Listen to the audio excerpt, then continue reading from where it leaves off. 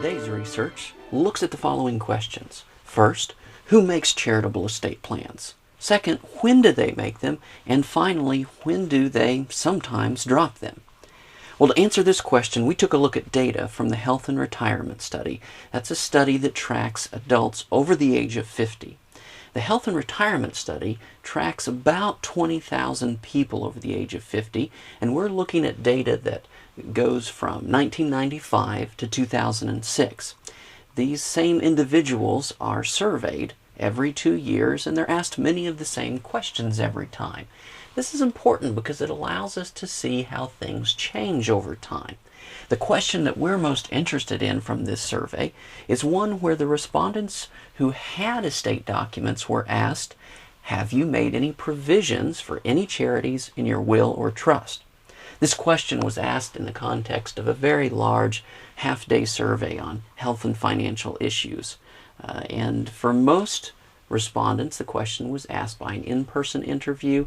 Occasionally, in later follow-up interviews, phone interviews were used as well.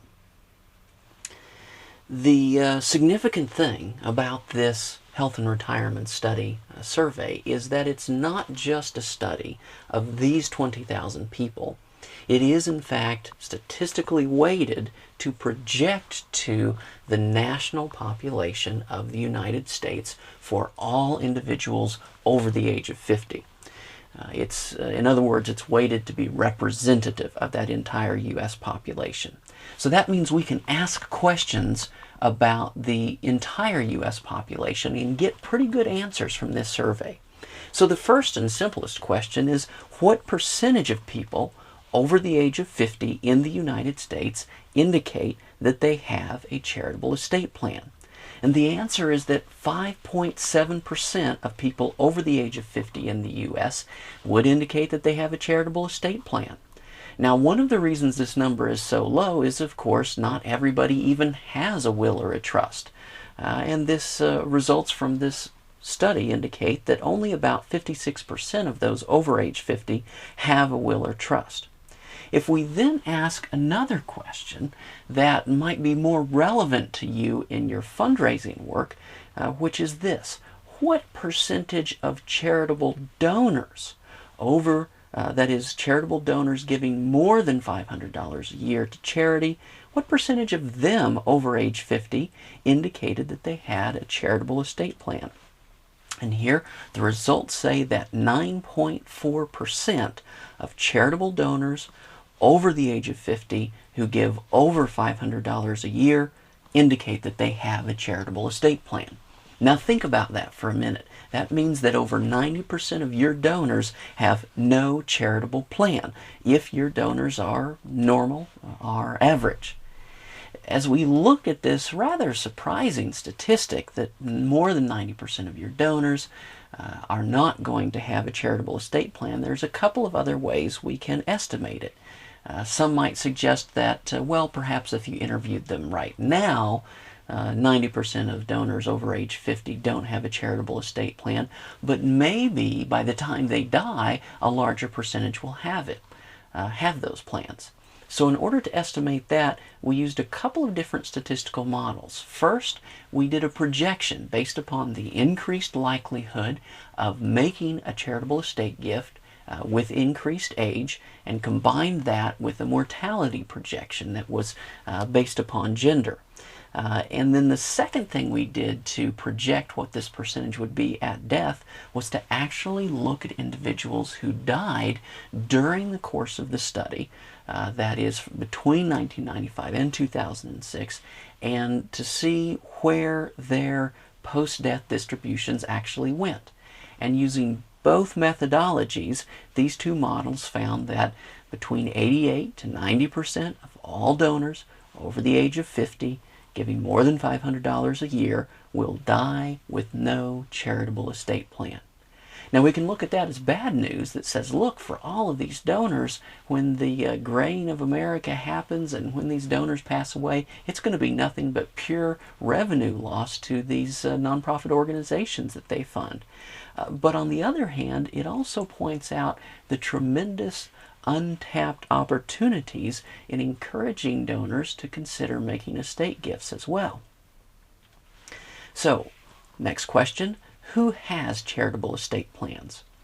If we took a look at current donors, those giving over $500, who are over age 50, who actually do have an estate plan, that is, they have a will or a trust, what do you think the number one factor is associated with the presence of a charitable estate plan?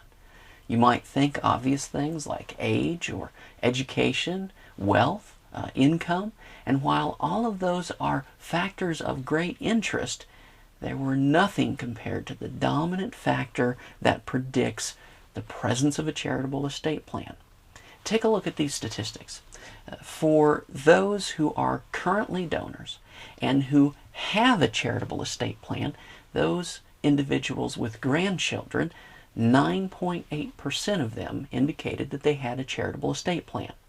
Among current donors who did have some form of an estate plan with children, 17.1% of those individuals indicated that they had a charitable estate plan.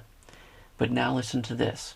Individuals who are current donors with an estate plan who had no children and no grandchildren, 50% indicated that they had a charitable estate plan. So it turns out that family status, in particular the presence of offspring, is a dominant characteristic to predict who is going to have a charitable estate plan. So among everyone over 50 who has charitable plans, well, what we did was to take a look at a variety of factors and using regression analysis tried to compare what is the impact of that one factor by itself. In other words, if we wanted to look at the impact of education, we would only compare individuals who were otherwise identical. That is, individuals with the same income, with the same assets, with the same age, same marital status, same health status, and comparing only individuals that were otherwise identical but different in their education. That's how we then tried to come up with the impact of that one variable by itself. And when we did that, here were some variables that were pretty important to predicting who has a charitable estate gift. Number one, having a graduate degree. That, as compared to just having a high school degree, that increased your likelihood of having a charitable estate plan by 4.2 percentage points. Obviously, current giving is a good predictor. Those who gave at least $500 a year to charity were 3.1 percentage points more likely to have a charitable estate plan. Volunteering regularly made you 2 percentage points more likely to have a charitable estate plan. And a variety of other factors wound up having some, but perhaps more limited significance. Turns out that, for example, having more income, once you control for assets, didn't really make any difference. Gender, once we control for other characteristics, didn't make any difference. But then when we look at the negative factors, coming back to the same findings we found before, the presence of children versus those who don't have any children, it decreased your likelihood for having a charitable estate gift by 2.8 percentage points. And the probability of having a charitable estate plan if you had grandchildren as compared to no offspring, well, that reduced the probability by 10.5 percentage points. Now, just to drive the point home about who is more likely to have a charitable estate plan, consider two people. Seniors A and B. These are two older adults who are otherwise financially and demographically identical. We're talking about the same income, the same assets, the same age, same gender, race, all of that's the same. But here's the difference. Person A makes substantial charitable gifts, volunteers regularly, and has grandchildren. Person B doesn't give to charity, doesn't volunteer, and has no children. Who's more likely to have a charitable estate plan? Answer, person B. The fact that they have no children actually turns out to be more important than the fact that they don't give to charity and that they don't volunteer.